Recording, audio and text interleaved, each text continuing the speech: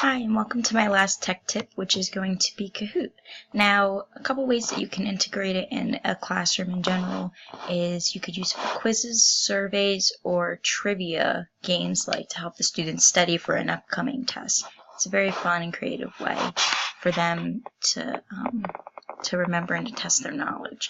So I'm going to do a demonstration on how to create a new Kahoot, and then I will show you how I would utilize this tool in my classroom going along with my grammar theme. So this is going to be your home page after you're done logging in with your account.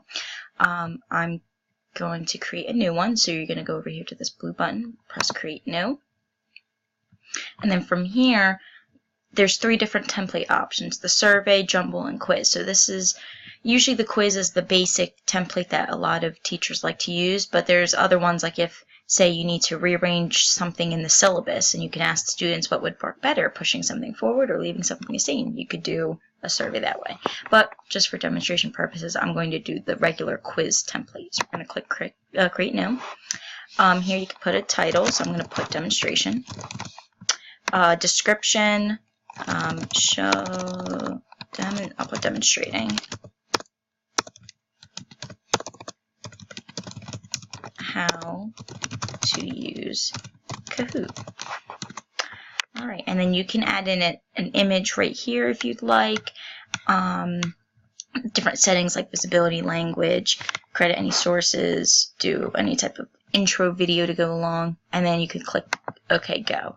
And then from here, this is where you add the questions. So we're going to click on this button. So question number 1 could be, what do you like about this presentation? And then you could change the time limit on how long they have to answer this question. We're just going to keep it at 20 seconds. You could do an award point thing, especially if it's like a study guide to maybe give students extra credit. And then you put the different answers. So say everything, nothing, some of this, demonstration,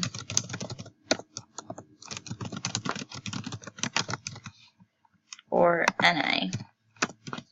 This could be more of like a survey, but I'm just going through a demonstration really quick.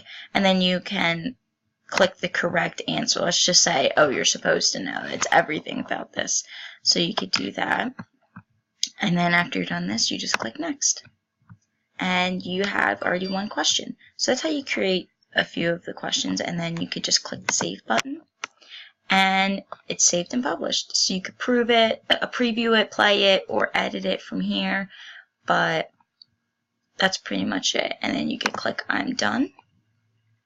And then there you go. You have your Kahoot all made up. So I'm going to show you the Kahoot that I have made for this demonstration, and I'll show you how the students would use it on my end using my cell phone. So I'm going to click on grammar. So here, this is what an image would look like if you inserted it. Here are my 3 questions. Correct the sentence. All of these have grammar issues, or they have made nothing wrong with it at all. So as the teacher, I'm going to click play, and then you're going to get prompted with 2 options. You could do a team mode, or you can do a player, like one-on-one. So I'm just going to do player one-on-one classic. It's going to say ready to join. So this is where the students have to pull out their cell phones and go onto the Kahoot app. And then from here,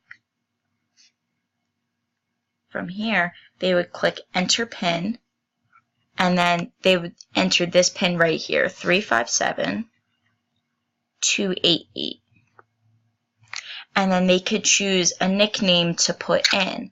So I'm just going to put in my first name, but students sometimes like to be very creative. They're going to click OK, go, and then it's going to say you're in. So now I have one person, which is myself. That's all I'm waiting for. So then as the teacher, I would click start. And then the students get the questions. It gives them a couple seconds to answer before it comes up. And this is the question. Correct the sentence. Jimmy doesn't like the movies. And here are the 4 different options they can choose from. And on theirs, they can just click the corresponding button.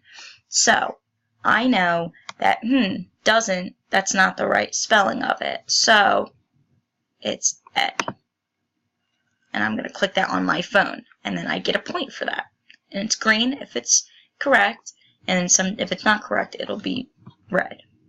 And it'll show you, this is your student's progress. This shows you how many people got it right, how many people got it wrong, who answered which questions, but it's anonymous enough to where students won't be embarrassed if they got it wrong. So, and it says my point value, and it'll show other point values also. Second one, Penelope explained, look over there, a bird. So then, once again, they would get prompted with this. So, look over, it would be this one. So then I'm going to click that corresponding blue button. And once again, it comes up green because I answered the question correctly. And it just shows up the tally points, so it shows like who's the winner of the match. Last one, you're the best. You are the best, that's correct. So then it would be no change.